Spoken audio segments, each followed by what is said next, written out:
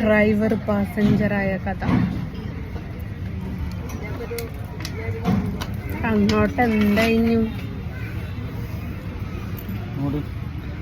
ഇങ്ങോട്ട് വരുമ്പോ ഈ മറക്കലും തിരിക്കലും ഫോണടിക്കലും ഇതാണ് ഞാൻ പറഞ്ഞില്ല. ഇവിടെ കിടന്ന് ഉറങ്ങിയാ ഞാൻ ഉണ്ടു ഉറപ്പാ.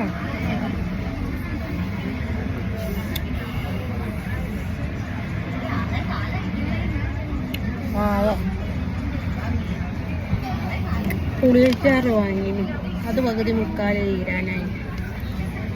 ഉപ്പിലിട്ടത് മാറ്റി മുളക് നിന്ന് നോക്കിയതാ.